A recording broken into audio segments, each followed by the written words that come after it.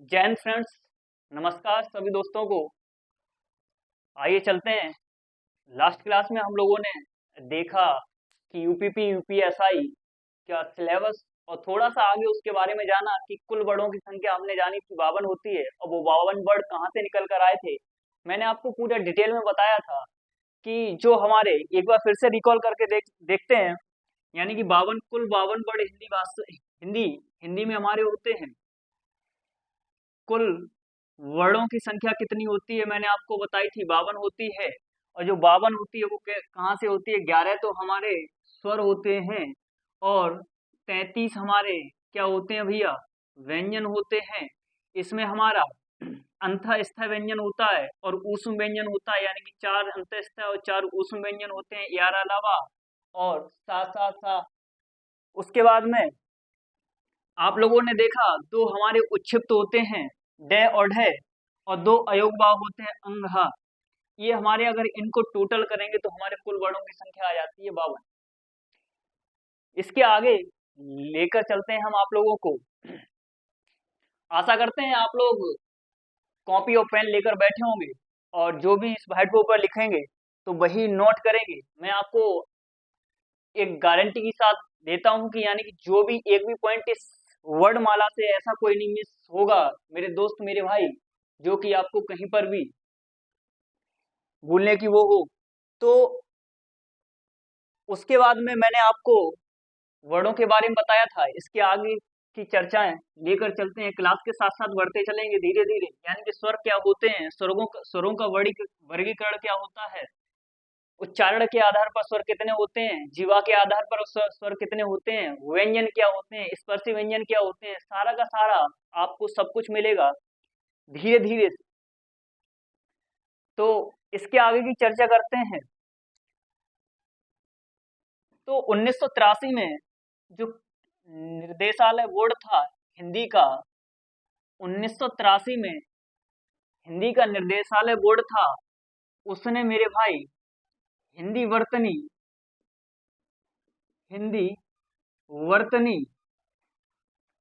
और देवनागरी लिपि का देवनागरी लिपि का क्या किया था?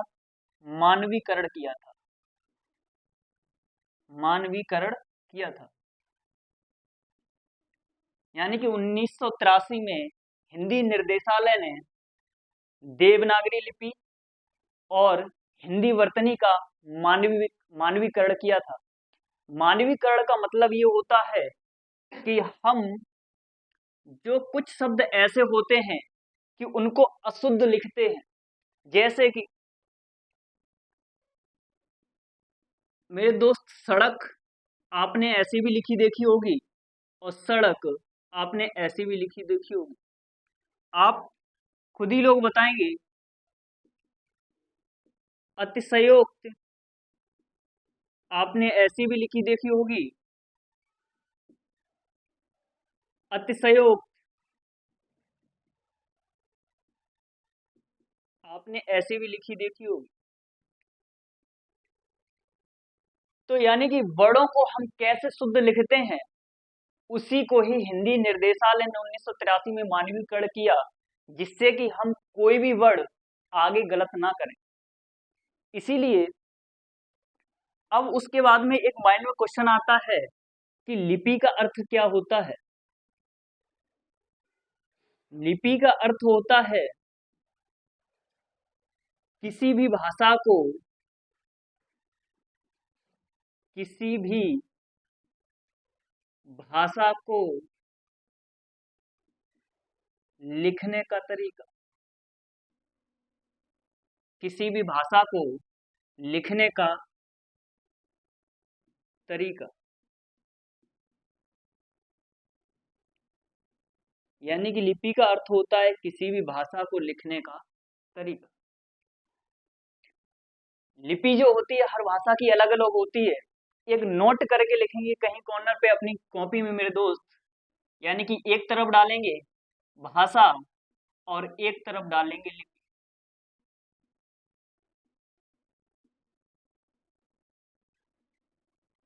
हिंदी की लिपि आप जानते हैं कौन सी होती है? हिंदी की लिपि होती है आपकी देवनागरी।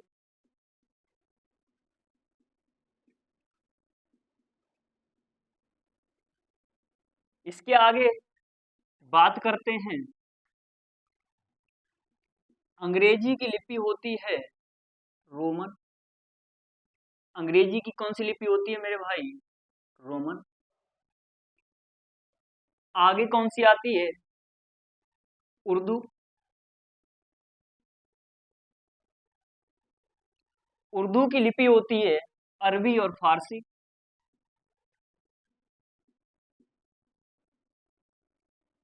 अरबी और फारसी। उसके बाद बात करते हैं पंजाबी। पंजाबी जो भाषा होती है उसकी लिपि होती है गुरमुखी।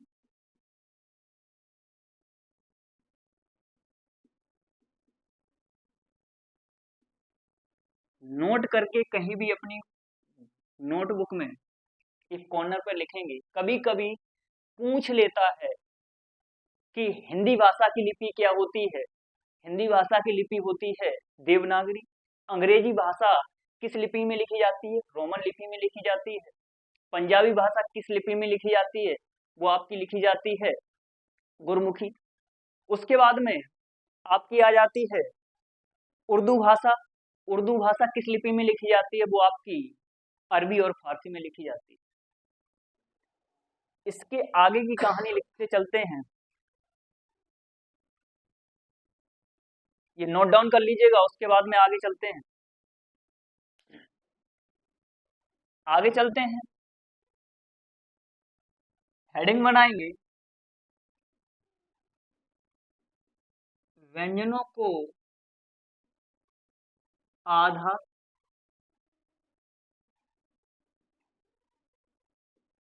लिखने का, आधा लिखने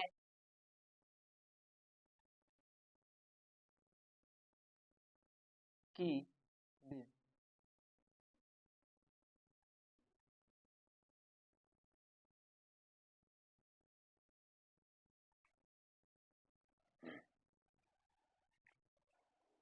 यानी कि व्यंजन कैसे आधे लिखे जाते हैं वो आप आगे देखेंगे।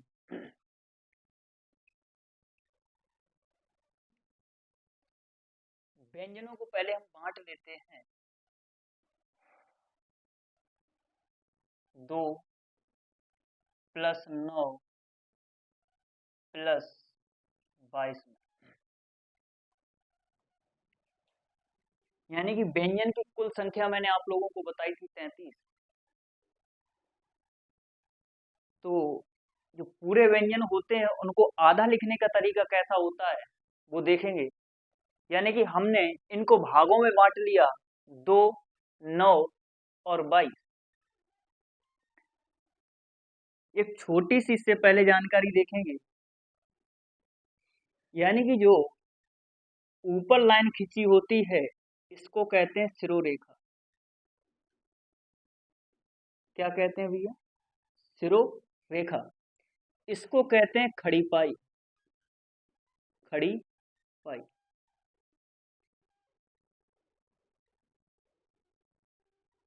यानी कि जैसे कि हमने कोई वर्ड लिखा का, तो जो हमने इसके ऊपर जो लाइन की है यानी कि खींची है वो हमारी क्या हो गई? सिरोरेखा हो गई। क्या हो गई भैया? सिरोरेखा।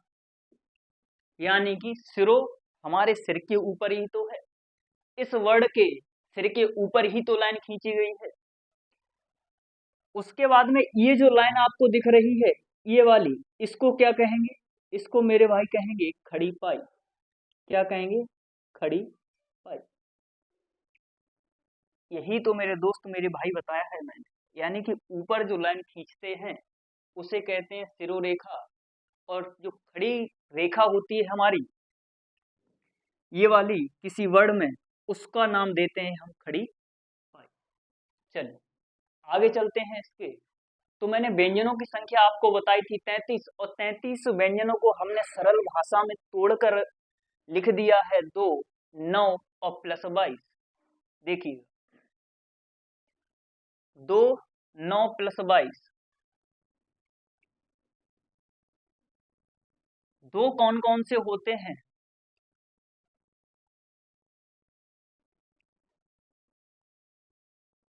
का और फ। का और फ। इनको आधा लिखने के लिए क्या करेंगे? यानी कि जो खड़ी पाई को पार करें उनको उनको आधा काट दो। यानी कि जो खड़ी पाई को पार करेंगे उनको आधा काट दो। जैसे कह देते हैं, अगर कोई भी गलती हो जाती है किसी भी बच्चे से, तो कहते हैं कि अगर तुम मेरी दहलीज पर कदम रखोगे तो तुम्हारी पैर काट दिए जाएंगे, तुम्हारी टांगे काट दी जाएंगी। वही है, अगर दहलीज को इन्होंने पार किया है तो इनके पैर काट दो। यानी कि ये वर्ड आधा लिख जाएगा। तो जैसे आप लिखते हैं, आपने लिखा क्या? आपने लिखा क्लास।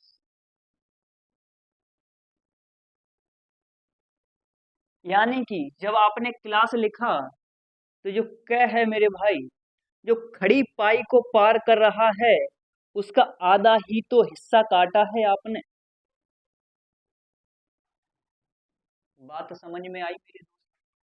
यानी कि कहने का मेरा मतलब ये है कि जो भी खड़ी पाई को पार करते हो उनका आधा पैर काट दो। ऐसे शुद्ध भाषा में समझिएगा। बहुत धीरे धीरे से समझेंगे, बहुत ही धीरे से। और वर्णमाला एक ऐसा टॉपिक होता है जहां से आपको क्वेश्चन हर एग्जाम में, हर कॉम्पिटेटिव एग्जाम में देखने को मिल जाता है।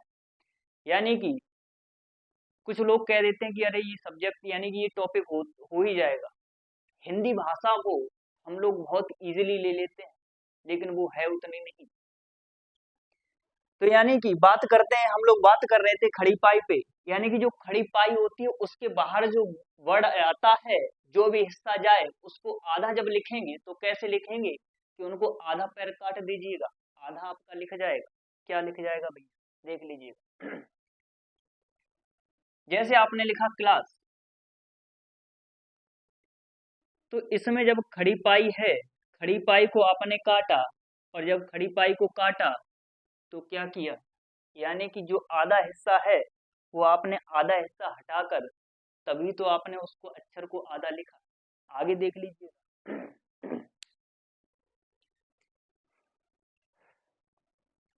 पहले इतना नोट कर लीजिएगा, उसके बाद में इसके आगे की कहानी देखते हैं।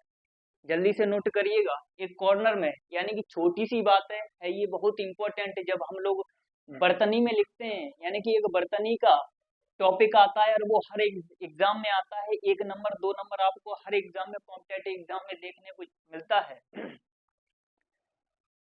तो छोटी सी बात है लेकिन लिख लेंगे, उसके बाद में इसकी कहानी आगे कर लेकर चलेंगे। जल्दी से लिखिएगा, फिर इसको मिटाते हैं, आगे चलते। अब ये कैसे हैं? ये जो 9 है, आपने 2 की संख्या जान ली, अब 9 की संख्या जानेंगे।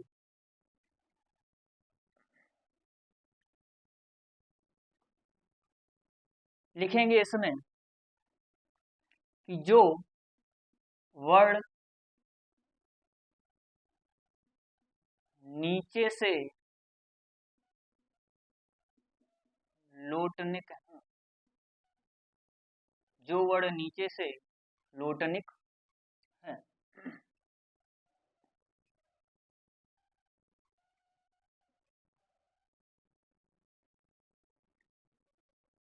उनको आधा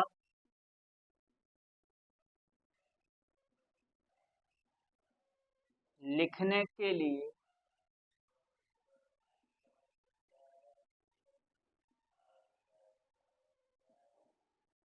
उनके नीचे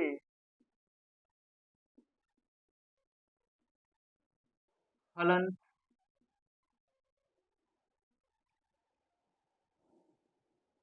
हलंत लगा देते हैं, लगा देते।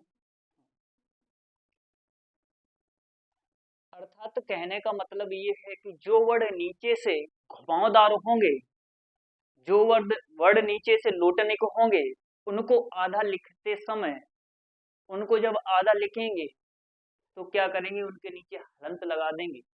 और वो वर्ड कौन कौन से होते हैं मेरे भाई, देख लीजिएगा। वो वर्ड आपके होते हैं, ड हो गया, छ हो गया आपका, टा हो गया, ठा हो गया,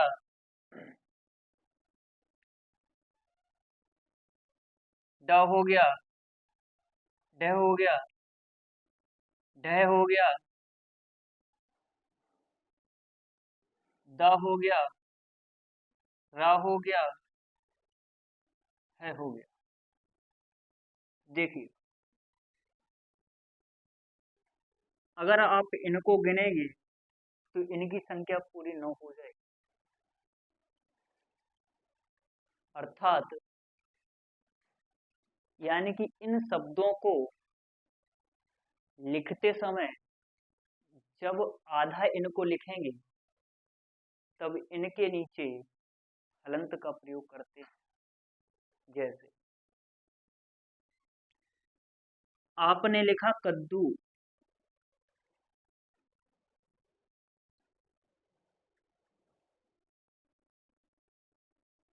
आप अच्छी तरीके से जानते हैं जिस भी वर्ड के नीचे हलंत लग जाता है वो वर्ड कैसा होता है मेरे भाई, आधा होता है। जैसे पिछली क्लास में आपने पढ़ा था कि यानी कि वर्ड में क्या होता है भैया, स्वर शामिल होता है। जैसे कि आपने क्या लिखा था, और इसमें क्या क्या है, क्या आधा है, और आ जो है वो कैसा है, ये स्वर है, और ये क्या है, व्यंजन है, और ये क्या है, स्वर है, और ये स्वर कैसा है भैया, पूरा स्वर है, और ये व्यंजन कैसा है मेरे भाई मेरे दोस्त, ये आधा व्यंजन है। तो वही कहानी यहाँ पर आती है कि जो वर्ड नीचे से लौटने को हो उनको लिखते, आधा जब लिखेंगे तो उनके नीचे हलंत का प्रयोग करेंगे। आपने जब कद्दू लिखा तब नीचे इसके एक दा के नीचे क्या लगा दिया, हलंत लगा दिया। आगे मैं बताऊंगा, आगे जैसे जैसे क्लास आगे बढ़ती जाएगी, मैंने आपसे पहले ही दोस्त बोला था कि आपका ऐसा कोई भी पॉइंट नहीं होगा वर्णमाला में जो छूट जाए। तो यानी कि जो द्वित, अब इससे एक बात और निकल के आती है कि जो द्वित वर्ड होते हैं, जैसे दिल्ली है, बिल्ली है, कुत्ता है, जो द्वित वर्ड होते हैं तो पहला वाला वर्ड कैसा होता है, पहला वाला वर्ड हमारा आधा होता है। जैसे आपने लिखा, कहीं कॉर्नर में लिख लेना भैया, यानी कि जो द्वित वर्ड होते हैं, जो द्वित वर्ड होते हैं, द्वित वर्ड होते हैं, ठीक है, द्वित वर्डों में पहला वर्ड, पहला कैसा होता है, आधा होता है, आधा होता है, तथा बाद वाला, बाद वाला वर्ड पूरा होता है, पूरा होता है। जैसे आपने कुत्ता लिखा मेरे भाई,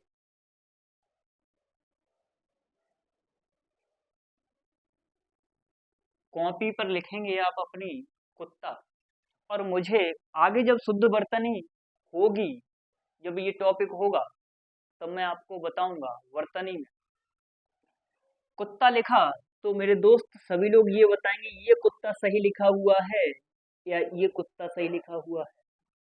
कौन सा सही है और कौन सा गलत है, या दोनों सही है दोनों गलत हैं, या एक सही है और एक गलत है, कमेंट बॉक्स में कमेंट करके बताएंगे। यानी कि जब आपने ये लिखा तो जब द्वित वर्ड ये आ गए तो आपने ये देखा कि पहला जो वर्ड है वो कैसा है, वो आधा है, और बाद वाला वर्ड कैसा है, पूरा है। यही तो बात मैंने अभी बताई है आपको, यही तो बात आपको लिखाई है मैंने। जैसे आपने बिल्ली लिखा, क्या लिखा भैया, बिल्ली लिखा, तो इसमें मेरे भाई ये वाला जो वर्ड है तो ये कैसा है, पहला वाला आधा है, और ये कैसा है बाद वाला, पूरा है।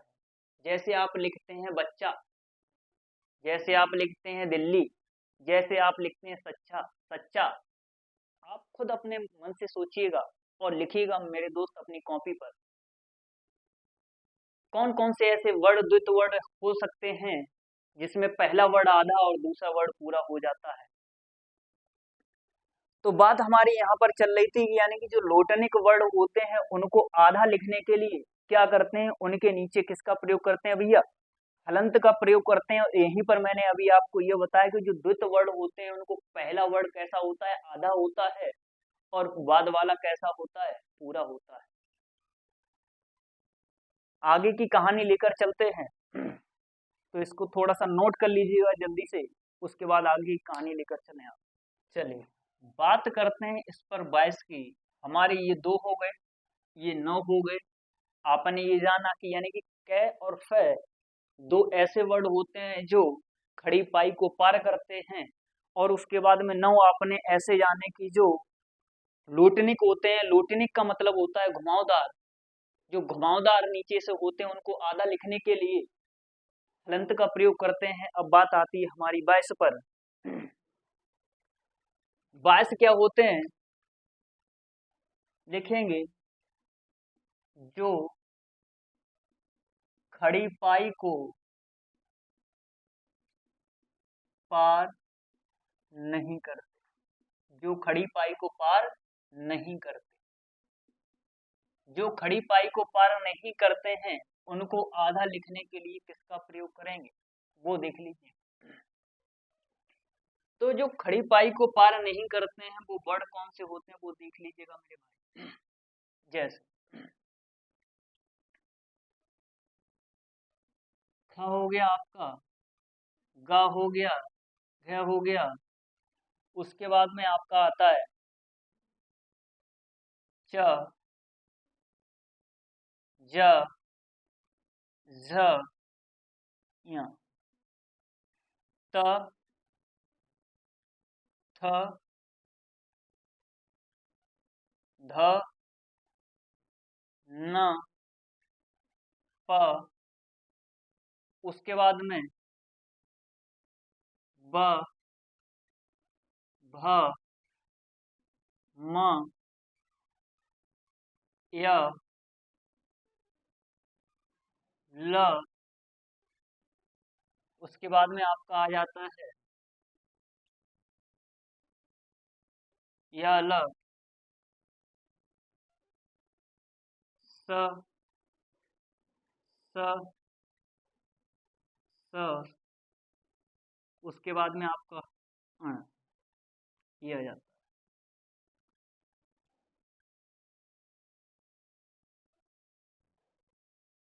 कहेंगे इनको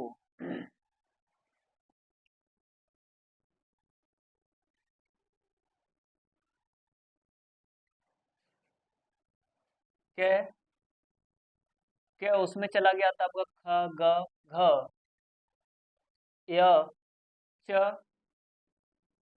ज, झ, झ, य, त, थ, ध, न, प, ब, भ, म, य, ल, व, और रह गया है आपका व, भ, म, य, ल। ये वह आपका व और रह गया। हुआ। देख लीजिए, अगर जो खड़ी पाई को ये पार नहीं कर रहे, देख लीजिए कोई भी ऐसा वर्ड नहीं है जो खड़ी पाई को पार करे। मेरे दोस्त एक बात यहीं पर समझेंगे, यानी कि जो भी खड़ी पाई के ऊपर लौटने को होते हैं, घुमावदार होते हैं, जैसे कि आपने ये देखा था, ये यहां से घुमावदार है। जैसे आपने देखा भ, तो इनको जब लिखेंगे, जब इनके ऊपर सिरोरेखा करेंगे तो शुरू से नहीं करेंगे। जैसे कि हमने एक शब्द लिखा थर्मस, थर्मस, तो ऐसा नहीं है कि यहाँ से बिल्कुल यहाँ से ही इसके ऊपर सिरोरेखा ही खींच दी जाए, ये गलत है। यानी कि जब भी आप थर्मस लिखेंगे तो जो खड़ी पाई है इसकी, तो वहां से सिरोरेखा खींचेंगे इसके, ये है। जैसे लिखा भारत, तो आपने देखा होगा बच्चे या कुछ भी छोटे बच्चे और बड़े भी, यानी कि यहीं से सिरोरेखा खींच देते हैं भारत, ये गलत है। भारत यानी कि आपको बताया है कि जो ऊपर से लौटने घुमावदार होते हैं और उसके बाद में जो आपकी खड़ी पाई होती है, तो वहां से आप सिरोरेखा खींचेंगे। तो बात करते थे, अपने पॉइंट की तरफ चलेंगे, यानी कि जो खड़ी पाई को पार नहीं करते हैं उनकी संख्या होती है 22, और उसके बाद में इनको लिखने के लिए, इनको आधा लिखने के लिए क्या करते हैं, आधा कैसे लिखेंगे, तो देखेंगे भैया, आधा जब लिखेंगे इनको, तब इनकी खड़ी पाई हटा देंगे, खड़ी पाई हटा देंगे। ठीक है मेरे दोस्त, जब भी इनको लिखेंगे तो क्या करेंगे, खड़ी पाई हटा देंगे। यानी कि सॉरी, जब भी इनको आधा लिखेंगे तो इनकी खड़ी पाई को क्या कर देंगे, आधा हटा देंगे। जैसे आपने बच्चा लिखा, क्या लिखा भैया, बच्चा लिखा, तो आपने जो चा था, च था, तो यहाँ पर जो खड़ी पाई थी इसकी, यही तो हटाया है, तभी तो ये बना है आधा। फिर वही बात आ गई, थोड़ी देर पहले मैंने आपको बताया था कि एक नोट करके लिखेंगे, जो द्वित वर्ड होते हैं उसमें पहला वर्ड कैसा होता है, आप कमेंट बॉक्स में लिखकर बताएंगे। जो द्वित वर्ड होते हैं तो पहला वर्ड कौन सा होता है भैया, आधा होता है, और बाद वाला वर्ड कैसा होता है, पूरा होता है मेरे दोस्त। जैसे आपने क्या लिखा, आपने लिखा ध्यान, क्या लिखा, ध्यान, तो जो धा का, धा की खड़ी पाई थी ध की, तो वही तो आपने हटाई है, तभी तो आधा वर्ड बना है ये। जो आपकी ध की खड़ी पाई थी वही तो आपने हटाई थी। जैसे मान लीजिएगा आपने न्याय लिखते हो, आप लोग क्या लिखते हो भैया, न्याय, तो जो न लिखा होता है आप न लिखते हो, तो जिसकी खड़ी पाई है यही तो आप हटाते हो, तभी तो आप इसका आधा रूप लिख पाते हो। तो वही तो परिभाषा कह रही है, परिभाषा यानी कि भाई जो लिखा हुआ है, जो खड़ी पाई को पार नहीं करते हैं उनको आधा लिखने के लिए खड़ी पाई को क्या कर देते हैं, हटा दे। आशा करता हूँ बहुत अच्छे से आप लोगों को समझ में आ रहा होगा मेरे दोस्त, मेरे साथी। न्याय आपने देखा, न्याय जब लिखेंगे तो यानी कि खड़ी पाई को हटा देंगे। तो आपने क्या देखा कि यानी कि वर्डों को आधा लिखने के लिए, लिखने का तरीका, यानी कि वर्ड यानी कि व्यंजन आपके 33 होते थे, उसी में से मैंने आपको इसका वर्गीकरण कर दिया, यानी कि सरल भाषा में इसको तोड़ दिया, 2 अलग कर दिए, 9 अलग कर दिए, 22 अलग कर दिए। एक 2 मिनट का रिकॉल करवाते हैं आपको 2 मिनट के लिए, यानी कि जो 2 था वो क्या था, आप लोग साथ साथ बोलेंगे कि यानी कि जो क था और फ था, यानी कि पूरी वर्णमाला में यही दो वर्ड ऐसे मिलेंगे जो खड़ी पाई को पार करते हैं। यानी कि जो गलत काम करता है और दहलीज आपकी पार यानी कि घर में घुसे तो पापा मम्मी कहते हैं कि अगर बेटा दहलीज को पार किया तो तुम्हारी टांगें तोड़ दी जाए। तो वही है, यानी कि इन्होंने गलत काम किया और गलत काम करके हाई स्कूल में पापा मम्मी बहुत आस लगाए हुए थे कि हमारा बच्चा हमारा बेटा 95% लेकर आएगा, लेकिन बच्चा हमारा कितना लेकर आया कि बच्चा लेकर आया 50%। उन्हें बहुत आस थी। तो यानी कि इन्होंने वो उनकी बातों पर खरा ना उतर पाए तो इनकी क्या कर दी भैया मम्मी पापा ने, इतनी मार लगाई कि इनकी आधी टांगें तोड़ दी। उसके बाद में जब इनको लिखेंगे तब क्या करेंगे, खड़ी पाई को जो पार करते हैं क्या करते हैं भैया, जो जितना खड़ी पाई के बाहर वाला भाग है उसकी आधी टांगें तोड़ देते हैं। बस आपके वर्ड का आधा हिस्सा बन जाता है, आधा लिखने का तरीका आ जाता है। उसके बाद में 9 आ गया।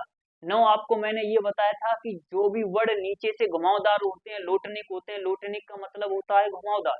जो नीचे से घुमावदार होते हैं उनको लिखने के लिए, आधा लिखने के लिए किसका प्रयोग करते हैं, आप लोग जल्दी से कमेंट बॉक्स में बताएंगे। आधा लिखने के लिए जो लोटनिक होते हैं तो किसका प्रयोग करते हैं मेरे भाई मेरे दोस्त, हलंत का प्रयोग करते हैं।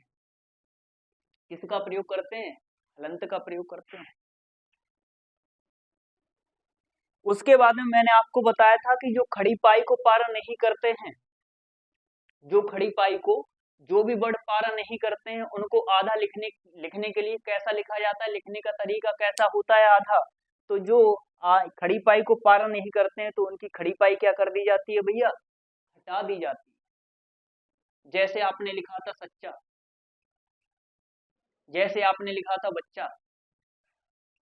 इसमें जो पहला वर्ड था द्वित वाला वही तो उसकी तो आपने खड़ी पाई हटाई थी।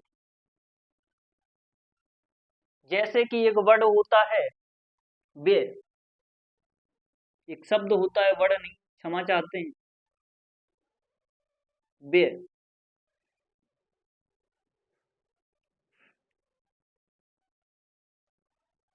जो आपने वे लिखा तो वह कैसा बनाते थे भैया, आप ऐसा ही तो बनाते हैं। इसकी खड़ी पाई यही तो होती है। इसको जब आधा आपने लिखा तो इसी का ही तो खड़ी पाई को हटाया, तभी तो आधा बना। तो मेरे दोस्त आशा करते हैं बहुत ही अच्छी तरीके से आप लोगों को समझ में आया होगा। तो नोट डाउन कर लीजिएगा, उसके बाद में इसकी कहानी आगे को लेकर चलते हैं। जल्दी से नोट करिएगा, चलते हैं आगे। हेडिंग बनाएंगे आप लोग,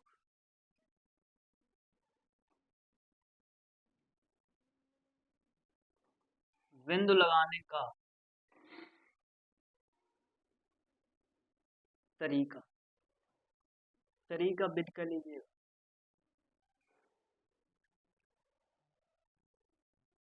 मेरे भाई मेरे दोस्त सभी लोग बताएंगे कि ये साइज सही है आपके तरीके से, यानी कि ज्यादा छोटा नहीं है। सभी लोग कमेंट बॉक्स में कमेंट करके बताएंगे जल्दी से जल्दी कि ये ज्यादा छोटा तो नहीं है। मैं पूरी कोशिश कर रहा हूँ और बड़ा लिखने का, और जिससे कि कोई भी दिक्कत ना हो। तो हेडिंग बनाइएगा आप लोग, बिंदु लगाने का तरीका। लिखने के साथ साथ मैं रिपीट भी कर रहा हूँ एक दो बार, और आप, मैं आशा करता हूँ कि आप लोग कॉपी शॉर्ट पेन लेके बैठेंगे। तो मैं आपको आशा दिलाता हूँ, गारंटी दिलाता हूँ मेरे दोस्त, इस वर्णमाला से एक भी क्वेश्चन ऐसा नहीं होगा जो आपसे बाहर पूछ लिया जाए। तो चलते हैं, बिंदु लगाने का तरीका।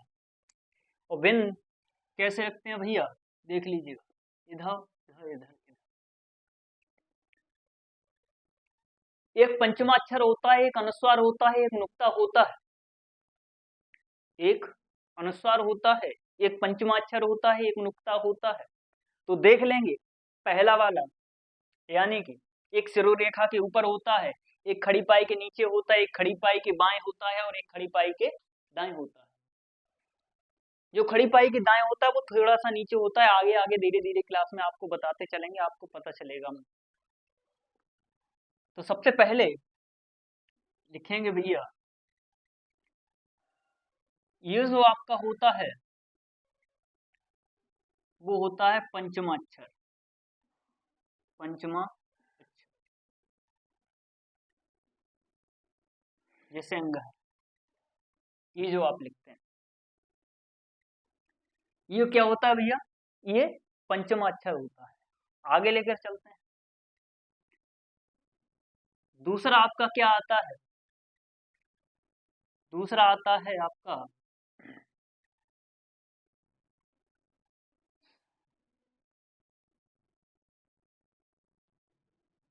नुक्ता, यानी कि क,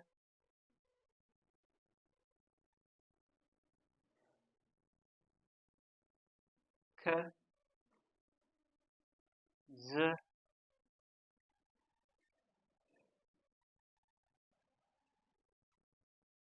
सॉरी, ऐसे लिख लीजिएगा, ये मिटा दूं, हेडिंग बना लीजिएगा आप लोग, नुक्ता, इस तरीके से लिख लीजिए और कोष्ठक में लिखेंगे ये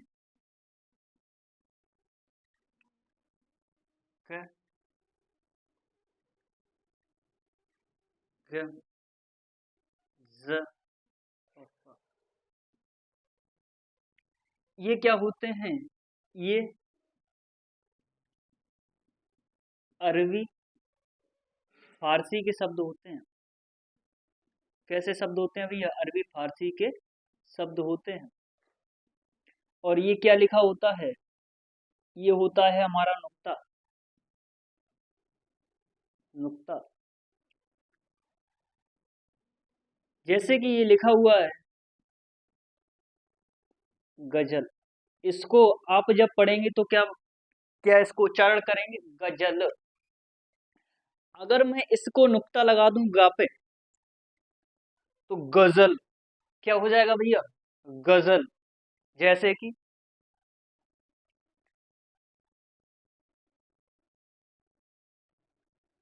जैसे फिरोज लिखा है, फिरोज, अगर मैं फा पे नुक्ता लगा दूं तो ये क्या हो जाएगा, फिरोज। क्या हो जाएगा भैया, फिरोज।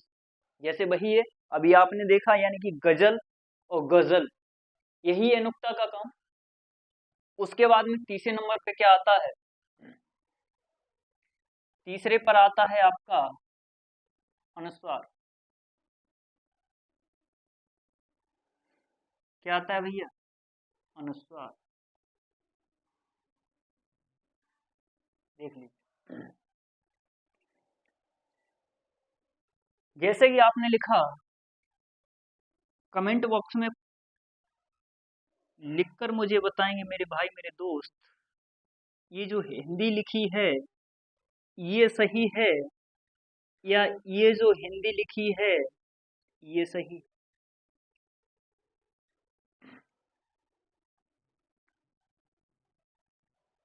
सभी लोग कमेंट बॉक्स में जल्दी से कमेंट करके बताएंगे कि कौन सी हिंदी सही है, दोनों गलत है या दोनों सही है, या एक ये वाली हिंदी सही है ये गलत है, अनुस्वार वाली या अनुस्वार वाली गलत है, बिना अनुस्वार वाली सही है। तो मेरे भाई इसको बर्तनी में मैं आपको लेकर पूरी की पूरी विधि लेकर चलूंगा। पहले यहाँ पर छोटी सी जानकारी जान लेते हैं।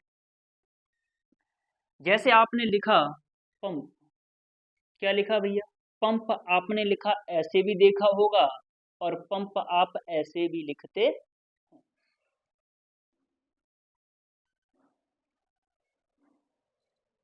जल्दबाजी मेरे दोस्त कहीं नहीं करेंगे, बहुत आराम से और बहुत सही तरीके से सीखेंगे।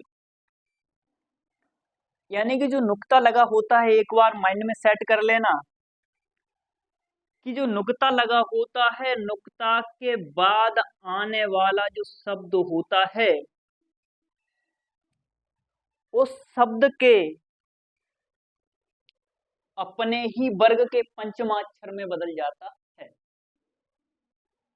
एक बार फिर से देखें, यानी कि जो नुक्ता लगा होता है, तो नुक्ता के बाद में जो शब्द आता है, सॉरी वर्ड आता है, उस वर्ड में वर्ड के पंचमा अक्षर में बदल जाता है।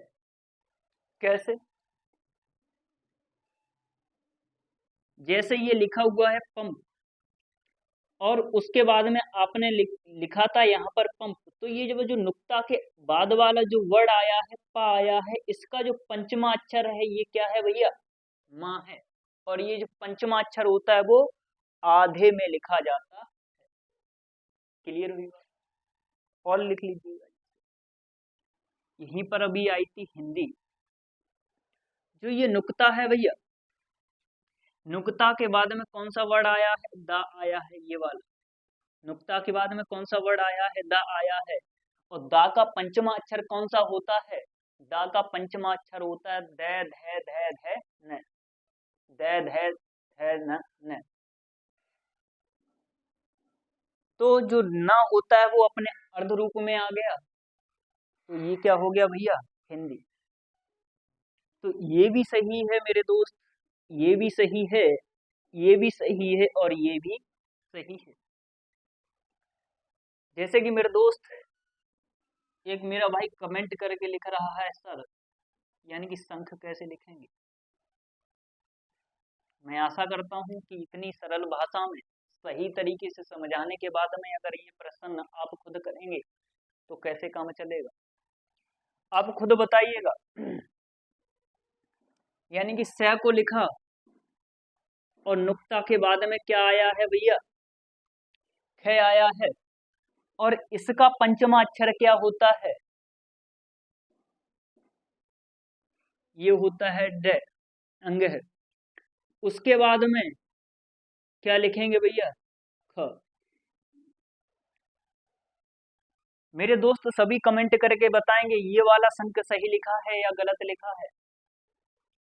तो मैंने बताया था आपको कि नुक्ता के बाद में जो भी वर्ड आता है उसी अपने ही वर्ग के पंचमाक्षर में अर्ध रूप में लिखा जाता है, या यही कह लीजिएगा पंचमाक्षर, जो वर्ग नुक्ता के बाद में जो वर्ड आता है अपने ही वर्ग के पंचमाक्षर में अर्ध रूप में लिखा जाता है या अर्ध रूप में बदल जाता है।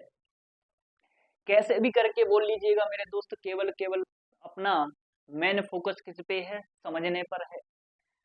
तो क्या है कि यानी कि जो संक है, तो मैंने आपको बताया था थोड़ी देर पहले कि जो हमारे नीचे से वर्ड लिखे जाते हैं, जो लोटनिक होते हैं अर्थात नीचे से घुमावदार होते हैं, उनको आधा लिखने के लिए क्या तरीका बताया था मैंने? एक बार कमेंट बॉक्स में कमेंट करके बताएंगे। यानी कि जो लोटनिक वर्ड होते हैं उनको अर्ध रूप में लिखने के लिए अर्थात आधा लिखने के लिए उनके नीचे क्या कर देते हैं? हलंत लगा देते हैं। तो मेरे दोस्त ये भी सही है और ये भी सही है। जैसे कि आप लिखेंगे आडंबर, नोटबुक में आप लिख कर और मुझे बताएंगे आडंबर। जैसे आपने लिखा दंड, क्या लिखा भैया? दंड लिखा। जैसे आपने लिखा मंगल, क्या लिखा भैया? मंगल।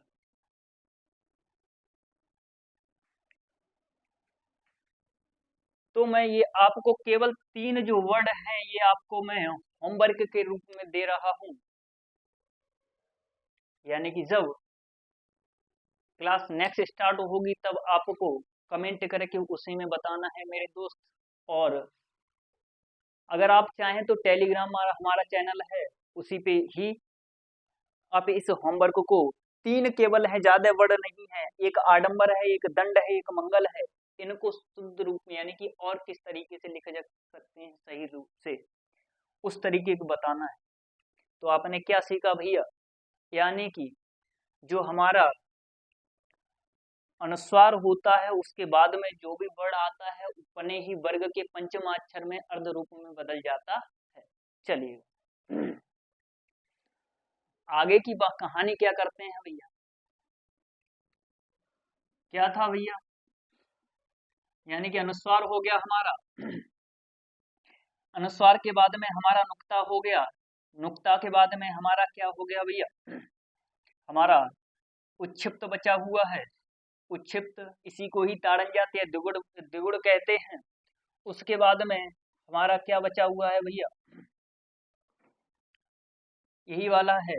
तो यानी कि जो भी नेक्स्ट पॉइंट हो वो डाल के लिख लीजिएगा। उत्क्षिप्त, इसी को ही दूसरा नाम है ताड़नजात, या आप लोग नाम देते हैं द्विगुण।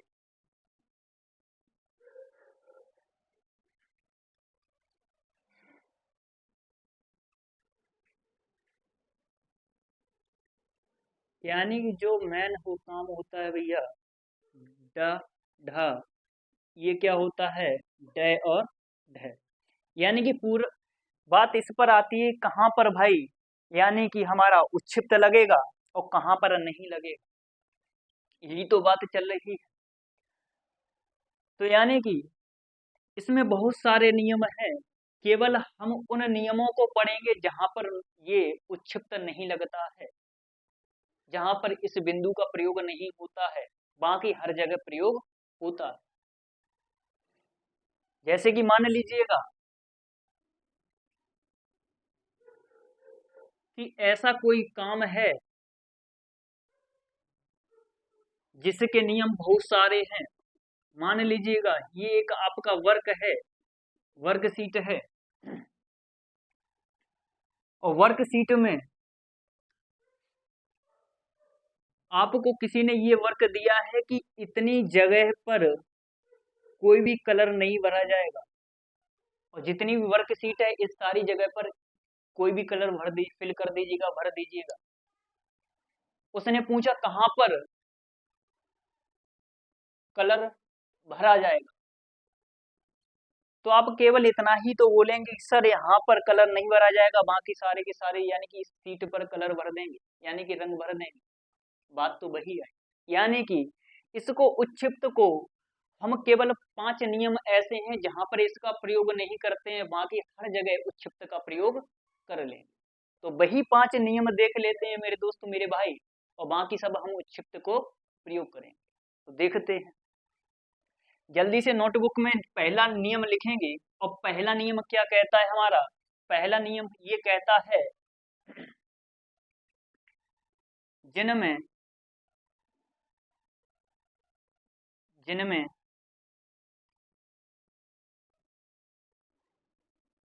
सॉरी ऐसे लिख लीजिएगा,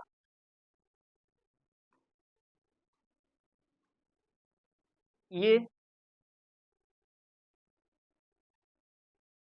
ड और ड और ढ से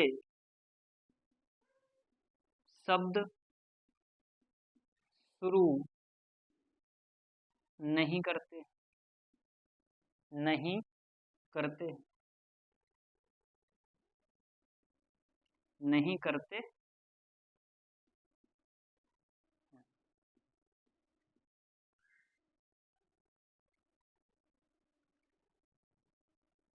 अर्थात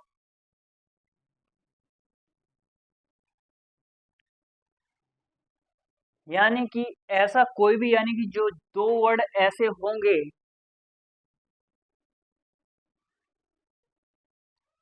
जिनमें उच्छिप्त का प्रयोग नहीं होगा। जैसे आप डमरू लिखते हैं, क्या लिखते हैं भैया डमरू। आपने लिखा देखा होगा ढोलक, क्या लिखा देखा होगा ढोलक। तो यहाँ पर जो उच्छिप्त लगा देते हैं, ये ये लगा देते हैं, ये मेरे भाई जहां पर लिखा होगा या जहां पर जैसे छोटे छोटे बच्चे होते हैं हम उनको इमला बोलते हैं, तो क्या करते हैं कि यानी कि डमरू लिखा, डमरू के नीचे उनको उच्छिप्त लगा दिया, तो मेरे दोस्त मेरे भाई वो शब्द कैसा हो जाता है, गलत हो जाता है। ये छोटी छोटी बातें हैं लेकिन बहुत बड़ी हो जाती हैं। वो कहते नहीं है कि बहुत सारे बड़ी बड़ी चीजें, बहुत बड़े बड़े सवाल आ जाते हैं, लेकिन छोटे छोटे सवाल नहीं आ पाते हैं। वही ये होता कुछ नहीं है लेकिन समझने का खेल है मेरे दोस्त। यानी कि जो ऐसे शब्द जिनमें उच्च यानी कि ऐसे डे और ढे से शब्द शुरू नहीं होते हैं, अर्थात उच्छिप्त का प्रयोग नहीं होता है, वो आपका कौन सा है डमरू है, डमरू है। अर्थात अब ये क्या हो गए, सही हो गए मेरे, क्लियर है। अर्थात क्या हुआ, मैंने थोड़ी देर पहले यही तो बात कही थी कि यानी कि उच्छिप्त से कोई भी वर्ड शुरू नहीं होता है। अगला नियम लिख लीजिए,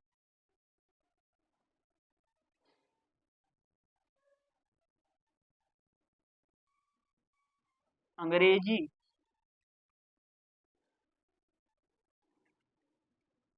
शब्दों में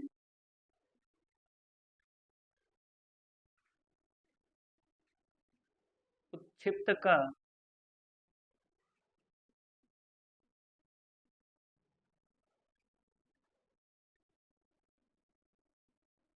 प्रयोग नहीं करते हैं, नहीं करते हैं। ठीक है मेरे। जैसे आपने रोड लिखा देखा है, आप रोड लिखते हैं तो अर्थात आपका क्या लिखा है भैया, बोर्ड लिखा है। ठीक है मेरे दोस्त, रोड है आपका, बोर्ड है। क्लियर है ना। आपने मेरे दोस्त लिखा है, एक ने कमेंट करके मेरा दोस्त कह रहा है मोड, एक दोस्त कह रहा है साउंड। क्या कह रहा है भैया, साउंड। ठीक है, यानी कि अर्थात इनमें किसका प्रयोग नहीं करेंगे, उत्क्षिप्त का प्रयोग नहीं करेंगे। और गलती से भी आपने उत्क्षिप्त का प्रयोग कर दिया तो ये शब्द कैसा हो जाएगा मेरे दोस्त, गलत हो जाएगा। कब गलत होगा, जब ये यानी कि अंग्रेजी शब्द हो और अंग्रेजी शब्द के बाद में आपने उत्क्षिप्त का इसके नीचे उत्क्षिप्त का प्रयोग कर दिया हो, अर्थात इसके नीचे बिंदु लगा दी हो, तब ये शब्द कैसा हो जाएगा, गलत हो जाएगा। आशा करता हूँ समझ में आ गया होगा, नोट कर लीजिएगा, इसके बाद में आगे बढ़ते हैं। अगला जो भी आपका नियम हो वो लिख लेना आप। आपका क्या हो गया, जो भी आपका अगला नियम हो वो इसमें लिख लेना। अगला नियम ये कहता है, द्वित व्यंजनों में, द्वित व्यंजनों में, द्वित व्यंजनों में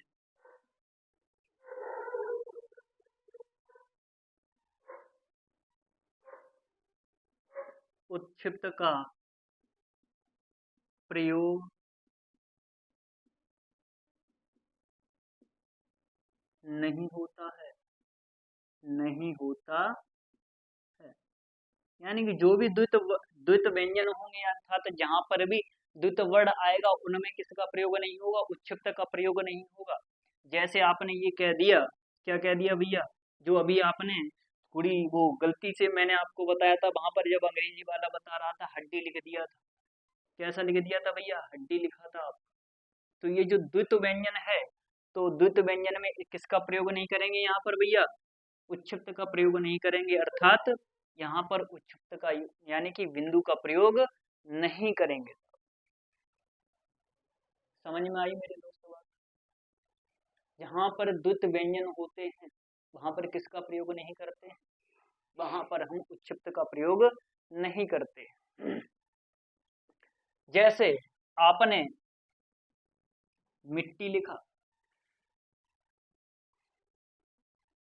क्या लिखा भैया, मिट्टी।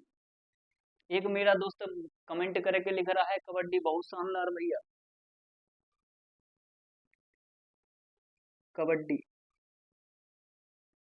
तो किसका प्रयोग नहीं करेंगे भैया, यानी कि इसमें उत्क्षिप्त का प्रयोग नहीं करेंगे, तब ऐसा क्या है भैया, ये सही माना जाए। अगली बात करते हैं, अगला जो भी आपका नियम हो वो नेक्स्ट पॉइंट डाल लेना, आप पॉइंट लिख लिख के लिख लेना। यानी कि वो ऐसा वर्ड यानी कि वो उपसर्ग ना हो, क्या ना हो भैया, उपसर्ग, उपसर्ग सॉरी, उपसर्ग है तो, है तो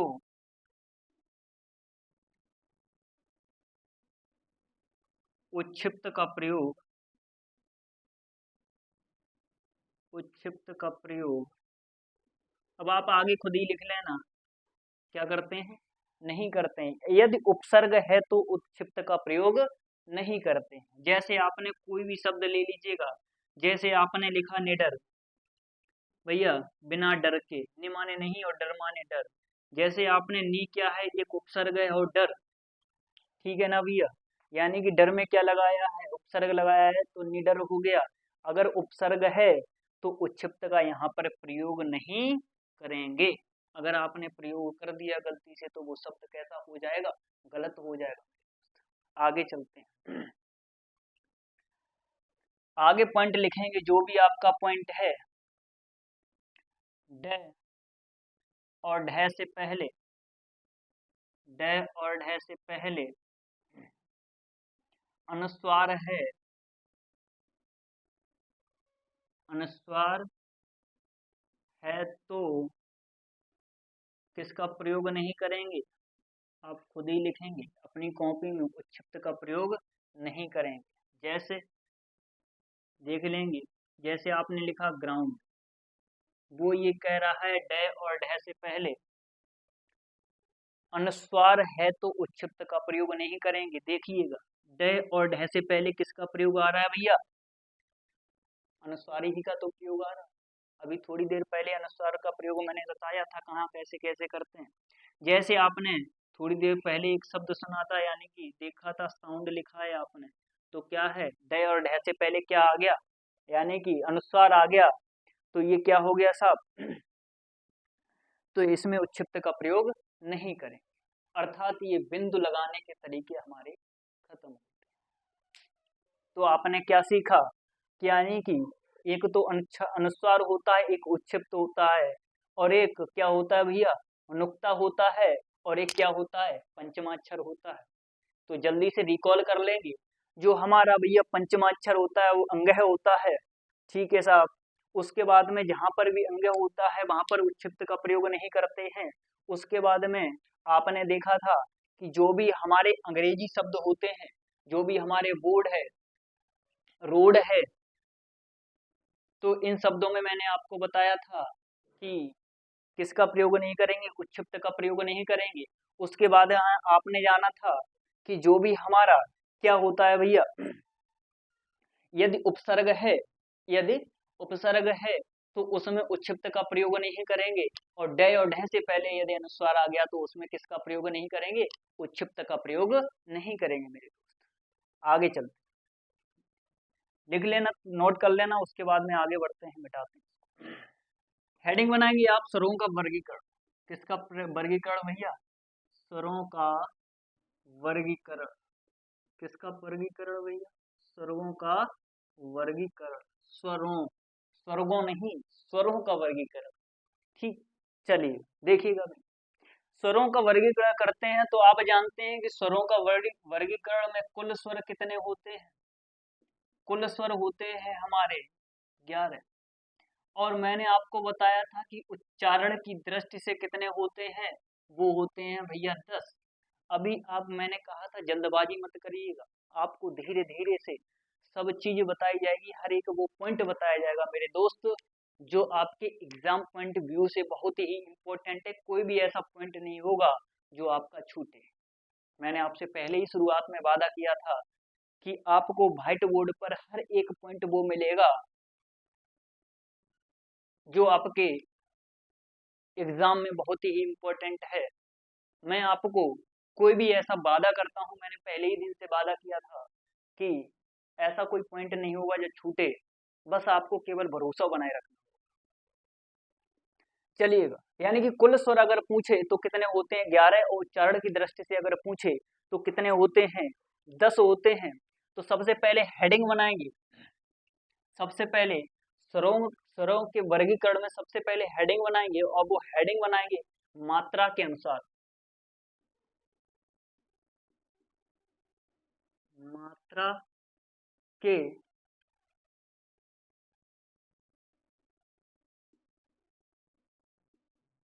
अनुसार, यानी कि जो मात्रा के अनुसार है वो स्वर कैसे होते हैं, कितने प्रकार के होते हैं, वो सब जानेंगे। देख लीजिए, चलिएगा, जैसे आपने लिखा, पहला ही है इसमें ह्रस्व या लघु, या इसी को नाम देते हैं एक मात्रिक, एक मात्रिक, या इसी का नाम दे देते हैं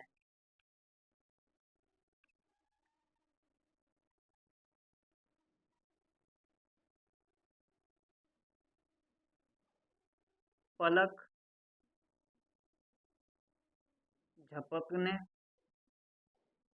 के आधार पर, या इसी का नाम देते हैं छोटा स्वर। यानी कि आपकी पुस्तकों में जैसे जो आप किताबें देखेंगे अलग अलग लिखा होगा, यानी कि जो मात्रा के अनुसार वर्गीकरण किया है वो 3 प्रकार के, यानी कि संस्कृत भाषा में 3 प्रकार के होते हैं। वैसे हिंदी में, जो हिंदी है हमारी, हिंदी में मेरे दोस्त 2 ही माने हैं, वो ह्रस्व माना है और दीर्घ माना है। और संस्कृत भाषा में कितने माने हैं? वो माने हैं 3, और तीसरा कौन सा है? प्लुत स्वर होता है। और बात करते हैं इसमें, ह्रस्व स्वर है, लघु है हमारा, एक मात्रा के पलक झपकने के आधार पर है, छोटा स्वर है। इनमें अगर इनकी संख्या की बात की जाए तो वो संख्या की बात करेंगे कौन सी? वो संख्या होती है हमारी 4। वो कैसी होती? वो कितने होते हैं भैया? आ, ई, उ और इस। क्लियर है मेरे दोस्त? यानी कि ह्रस्व और लघु स्वर कितने होते हैं? 4 होते हैं। अ, ई, उ और इस। आगे देखते हैं, एक छोटा सा कोने में पॉइंट बनाएंगे। बात करते हैं ऋषि, यानी कि मेरे दोस्त कहते हैं, यानी कि जो ऋषि होता है, यहाँ पर कॉर्नर में छोटा सा पॉइंट बनाएंगे ऋषि। जब भी उच्चारण के आधार पर जब हम लोग बात करेंगे, अभी मैंने आपको लिखाया था उच्चारण के आधार पर 10 क्यों होते हैं और कुल स्वर होते हैं 11। तो उच्चारण के आधार पर जो स्वर को हटाया गया है वो कौन सा हटाया गया है? वो ऋषि को हटाया गया है। आप ऋषि एक बार बोल के देखेंगे, और वो बोल के देखेंगे क्या होता है भैया। यानी कि इसमें लघु ई आई हुई, लघु स्वर आया हुआ है, यही तो है, यही तो आया है। देख लीजिएगा क्या आया है साहब, यही तो आया है। यानी कि ऋषि को उच्चारण की दृष्टि से नहीं रखा है, इसलिए उच्चारण की दृष्टि से कितने स्वर होते हैं? 10 होते हैं भैया। आगे देखेंगे, आगे क्या करेंगे, चलिए। जो री क्या है भैया? ये हमारी क्या है? ध्वनि तो है, और जब ये ध्वनि है तो रा और ई, यानी कि लघु ई में ही तो आ रही है। और जब लघु ई में आ रही है तो इसमें बात करेंगे क्या? जब बात करेंगे मेरे दोस्त, यानी कि ऋषि एंड राग के भेद। आपको हर जगह कितने मिलेंगे राग के भेद? 4 मिलेंगे। क्या मिलेंगे? 4। एक छोटी सी बात बताएंगे, बहुत ही इंपॉर्टेंट है बात, आप खुद बताएंगे कमेंट बॉक्स में। जैसे कि हमने ये लिखा रुपया, क्या भी लिखा? रुपया। क्या लिखा भैया? रुपया। और मैंने ये लिख दिया भैया रूपवान, रूपवान। इसमें आप खुद बताएंगे इसमें कौन सा ऊ है, लघु है या दीर्घ है? इसमें कौन सा ऊ है, लघु या दीर्घ है? कमेंट बॉक्स में जल्दी से लिखकर बताएंगे।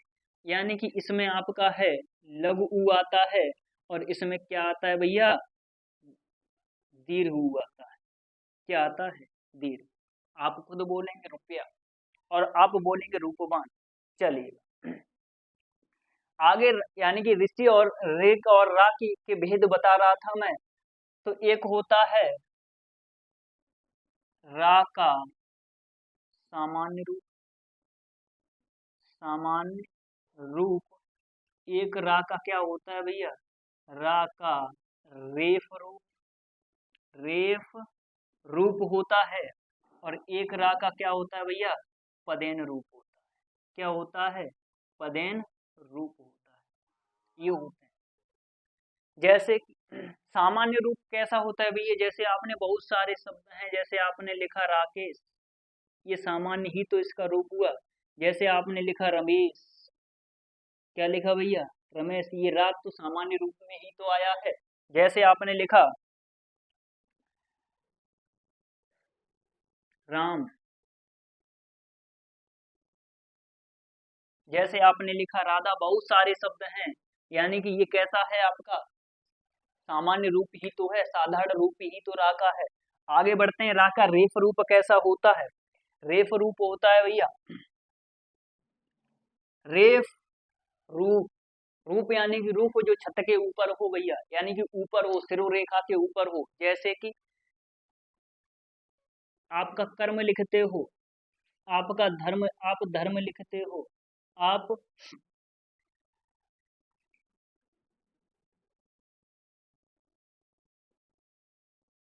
धैर्य लिखते हो। ये जो रा है, ये रा का कौन सा रूप है भैया? रेफ रूप है। कैसा रूप है भैया? रेफ रूप है। एक नोट करके लिखेंगे, बहुत ही इंपॉर्टेंट बात है। जब ये बात कहीं कहीं पर आ जाती है मेरे दोस्त, तो बहुत सारे यानी कि ऐसे हैं जो गलती, बहुत छोटी छोटी बातें होती हैं लेकिन गलती वहां पर जरूर होती है। नोट करके जल्दी से लिखेंगे, नोट यहाँ पर डालेंगे और नोट करके लिखेंगे। देखिएगा, रा का रेफ रूप, रा का रेफ रूप आधा होता है, आधा होता है, बाकी रा के पूर्ण रूप होते हैं, पूर्ण रूप होते। ये नोट में लिख देंगे भैया, इंपॉर्टेंट बात है। यानी कि जाकर जो रा का रेफ रूप होता है वो कैसा होता है? आधा होता है। और बाकी रा के कैसे होते हैं? पूरे होते हैं। यानी कि सामान्य रूप आगे अभी आगे बताऊंगा मैं। यानी कि जो कर्म है ये कैसा है भैया? आधा है। धर्म आपका कैसा है? आधा है। धैर्य कैसा है आपका? आधा है। शौर्य आपका रा में जो या में रेफ रूप आता है या का, वो कैसा होता है? आधा होता है। पदेन रूप कैसा होता है भैया? पदेन रूप देख लीजिएगा कैसा होता है साहब। जैसे कि आपने लिखा क्रम,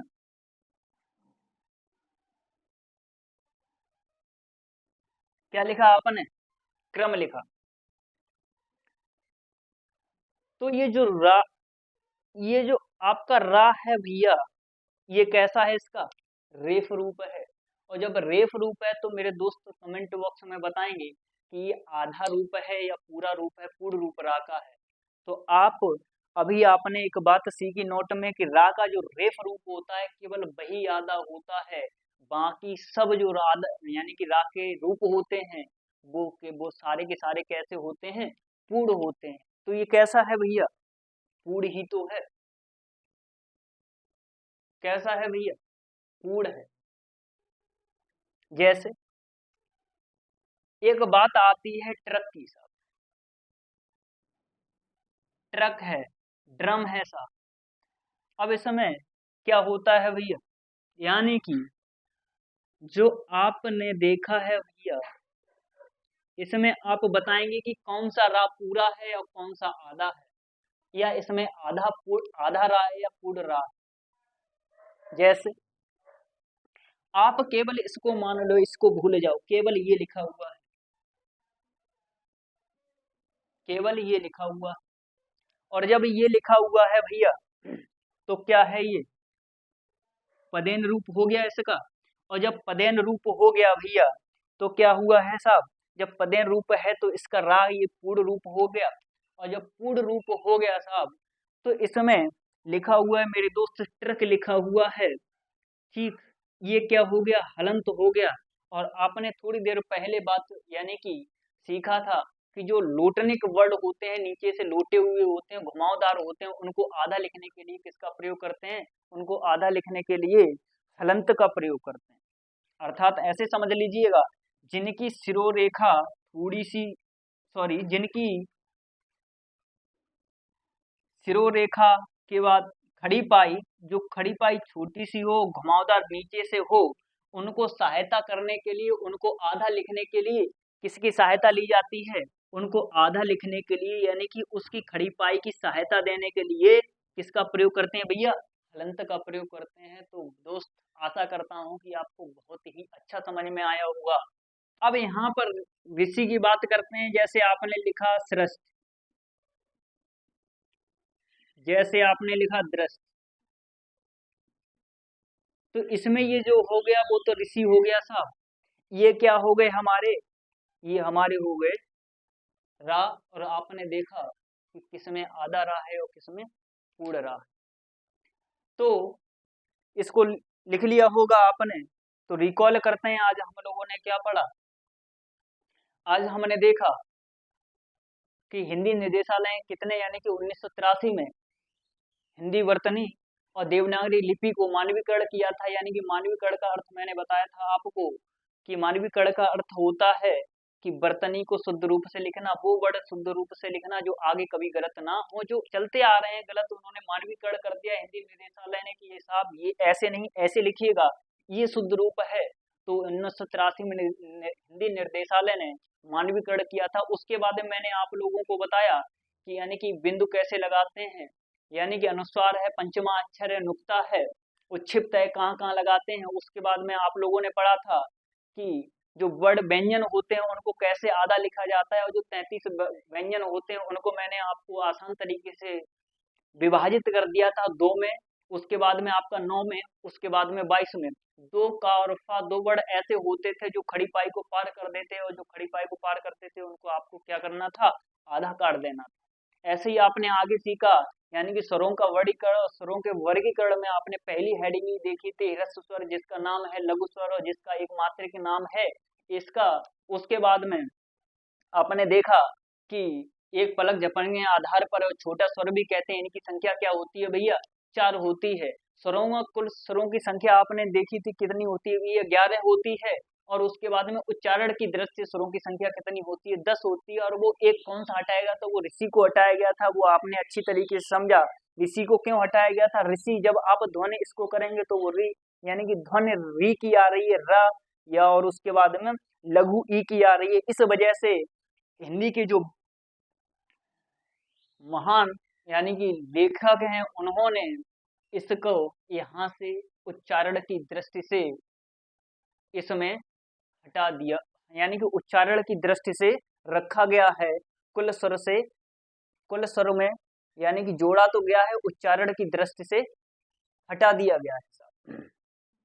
उच्चारण की दृष्टि से क्यों हटा दिया गया है, क्योंकि जो ई री है वो क्या है भैया, वो री हमारा एक व्यंजन है, ना कि स्वर है। तो दोस्त आशा करते हैं आज की क्लास यहीं पर विराम देते हैं। तो आशा करते हैं बहुत ही आपको जबरदस्त क्लास लगी होगी, बहुत ही अच्छा समझ में आया होगा। तो कमेंट बॉक्स में एक बार लिख के बताएंगे आज की क्लास कैसी लगी। तो दोस्त आशा करते हैं आप सभी लोग अच्छे से पढ़ते होंगे। आज के लिए इतना ही, आगे मिलते हैं नेक्स्ट वीडियो में। और आप इस हमारे वीडियो को अगर क्लास अच्छी लगी हो तो लाइक कर दीजिएगा, सब्सक्राइब कर दीजिएगा, एंड शेयर करना ना भूलें और बेल आइकन को ना दबाना भूलें। आप सभी दोस्तों को मेरा प्यार भरा नमस्कार। जय हिंद, जय भारत।